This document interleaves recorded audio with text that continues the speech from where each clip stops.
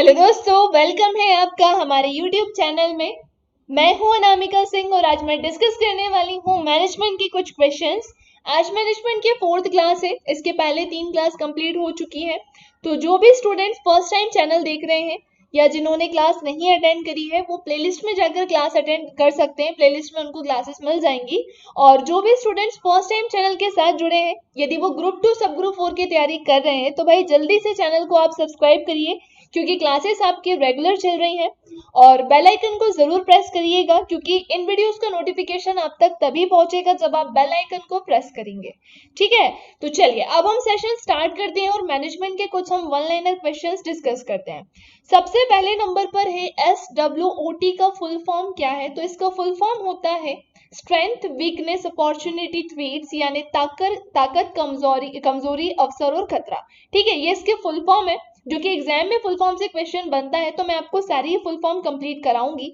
Second question है विपणन मिश्रण यानी मार्केटिंग मिक्स की अवधारणा का प्रतिपादन किसके द्वारा किया गया। ठीक है, तो इसका प्रतिपादन किसके द्वारा किया गया, हमें उस व्यक्ति का नाम बताना है। तो वो थे फिलिप कोटलर।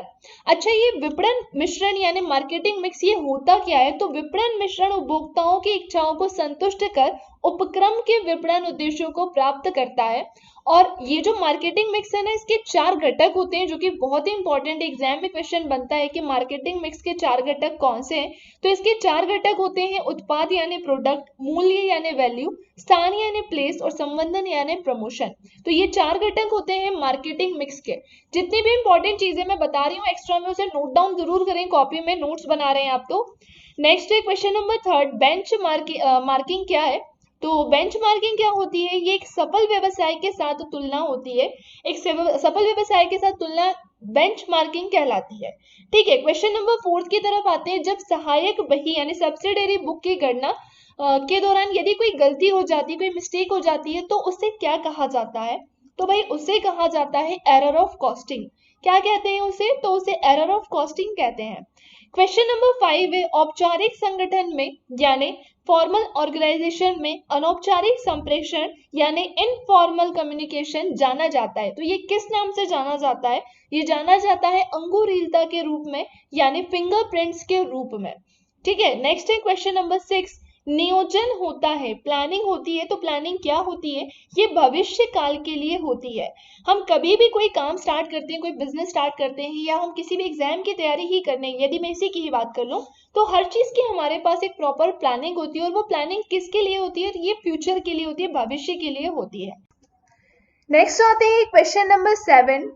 क्वेश्चन नंबर 7 है आवेदन प्रपत्र यानी एप्लीकेशन फॉर्म पर विवरणों के लिए यानी उसके डिस्क्रिप्शन के लिए क्या शब्द दिया जाता है, जिसमें सामान्य रूप से उम्मीदवार का नाम रहता है, उसकी डेट ऑफ बर्थ रहती है, जेंडर रहता है, विवाह की स्थिति रहती है, एड्रेस रहता है। ये सारी चीजें उसमें इंक्लूड रहती है, शामिल रहती है। और इन सब इंफॉर्मेशन के लिए वो एक शब्द क्या है, तो वो शब्द होता है व्यक्तिगत जानकारी यानी पर्सनल इंफॉर्मेशन।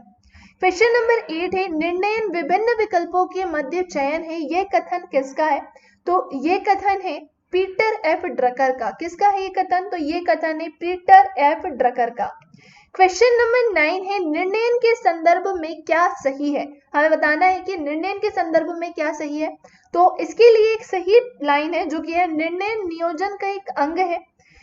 जो हमारे डिसीजन होता है वो प्लानिंग का ही एक भाग होता है, क्योंकि हम जो प्लानिंग करते हैं ना वो डिसीजन के बेस पर ही हम करते हैं, तो इसलिए डिसीजन प्लानिंग का एक अंग होता है।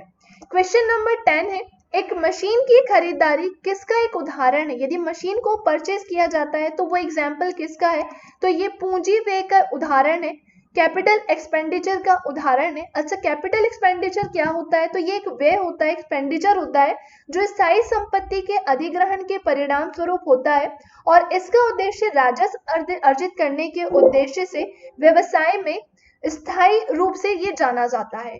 ठीक है, नेक्स्ट आते हैं हम क्वेश्चन नंबर 11, नियोजन मार्ग की सबसे बड़ी समस्या क्या है।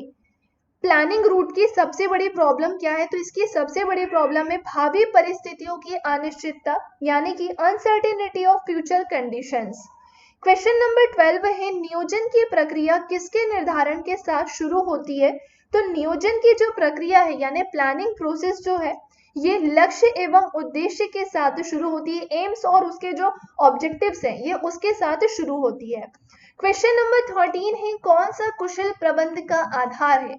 कुशल प्रबंध यानी एफिशिएंट मैनेजमेंट। तो वो एफिशिएंट मैनेजमेंट का आधार कौन सा है? तो इसका आधार है डिसीजन यानी निर्णयन। क्वेश्चन नंबर 14 है, नियोजन का आधार क्या है? प्लानिंग का बेस क्या है, आधार क्या है, हमें बताना है। तो प्लानिंग का आधार होता है फोरकास्टिंग यानी पूर्वानुमान। किसी भी काम को जब किसी भी व्यवसाय को जब शुरू किया जाता है तो उसका पूर्वानुमान जरूर लगाया जाता है, उसकी फोरकास्टिंग जरूर की जाती है। नेक्स्ट आते हैं क्वेश्चन नंबर 15, निर्वाह मजदूरी की परिभाषा किसने दी? तो इस मजदूरी की परिभाषा हिगिंस ने दी है। किसने दी है? तो हिगिंस ने इसकी परिभाषा दी है। क्वेश्चन नंबर 16 है, समादेश की एकता का क्या अर्थ है? समादेश की एकता यानी यूनिटी ऑफ कमांड, और इसका अर्थ क्या है? तो इसका अर्थ है अधीनस्थ का केवल एक अधिकारी के प्रति उत्तरदायित्व, है ना। देखो, किसी भी कार्य का निर्देश उसके लिए निर्धारित केवल एक ही व्यक्ति से ही आना चाहिए। इसे ही समादेश एकलता या आदेश की एकता, जिसे इंग्लिश में यूटिलिटी ऑफ कमांड कहते हैं। क्योंकि देखो, अलग अलग लोगों से यदि आदेश मिलेंगे तो बहुत सी समस्या आएंगी, बहुत सी प्रॉब्लम्स आएंगी। इसलिए जो सब ऑर्डिनेट है उसको केवल किसी एक अधिकारी के प्रति ही उसका उत्तरदायित्व होना चाहिए, न कि बहुत सारी के प्रति। क्वेश्चन नंबर 17 है, क्रियाओं को विभिन्न स्तरों में विभाजित करना क्या कहलाता है? विभिन्न स्तर में यानी डिफरेंट लेवल्स में डिस्ट्रीब्यूट करना ये क्या कहलाता है?